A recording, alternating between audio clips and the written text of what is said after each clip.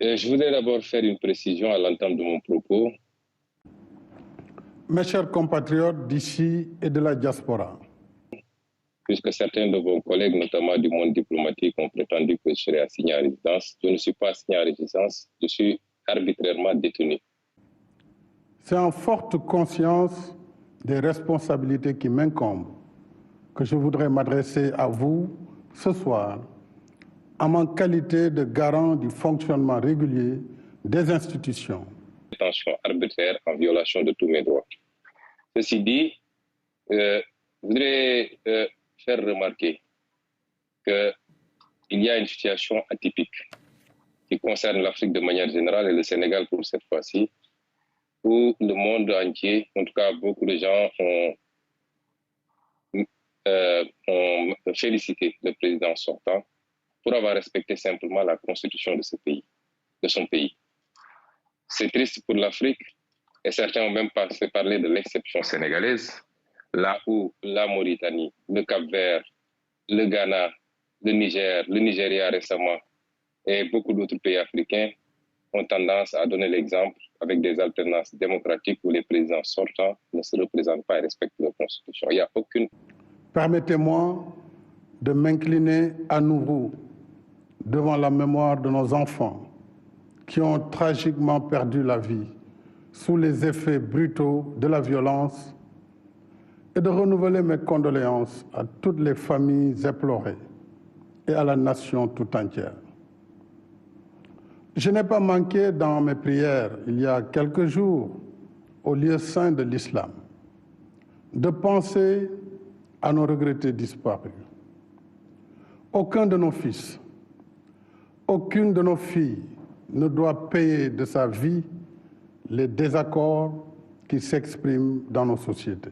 Les présidents sortants ne se représentent pas et respectent leur constitution. Il n'y a aucune exception sénégalaise en réalité.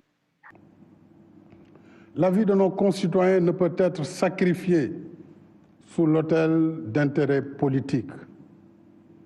Nous avons l'obligation de protéger la vie et la dignité de tous les Sénégalais, de toutes les Sénégalaises. Devant l'insoutenable, l'innommable, la prise de parole n'est pas toujours facile. Et souvent, les mots n'arrivent pas à exprimer le plein de tristesse qui nous envahit. Nous considérons qu'il n'y a rien à féliciter ou à remercier. Il n'y a rien d'exceptionnel, puisque le retard observé à faire cette annonce a occasionné énormément de dégâts pour le Sénégal. Nous avons vécu des événements particulièrement graves, marqués par une violence sans précédent, occasionnant des morts et des blessés, ainsi que la destruction massive de biens publics et privés. Les scènes de violence et de pillage auxquelles nous avons assisté et leur coïncidence avec une cyberattaque contre les sites stratégiques du gouvernement et des services vitaux tels que l'eau et l'électricité n'ont rien à voir avec une quelconque manifestation politique. Tous les pays lui adressent des félicitations pour ne pas avoir brigué un troisième mandat. J'affirme ici que je ne transigerai pas avec des fossoyeurs de la nation, de l'État, de la République. Ce serait trahir mon serment constitutionnel. Le président Macky Sall n'a pas abdiqué parce qu'il serait un démocrate. Il a abdiqué parce qu'il y a eu la pression de son peuple d'abord.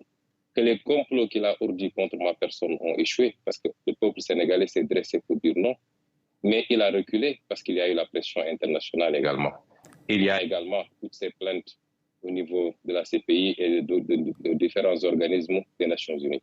Il n'a pas reculé, il a toujours eu cette intention de briguer une troisième candidature.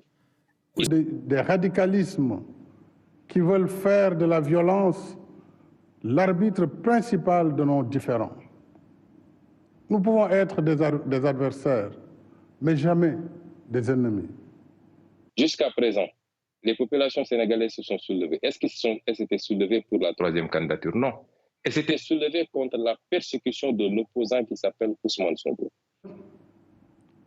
Ma décision, longuement et mûrement réfléchie, est de ne pas être candidat à la prochaine élection du 25 février 2024. Ma décision, longuement et mûrement réfléchie, est de ne pas être candidat à la prochaine élection du 25 février 2024. Ma décision, longuement et mûrement réfléchie, est de ne pas être candidat à la prochaine élection du 25 février 2024.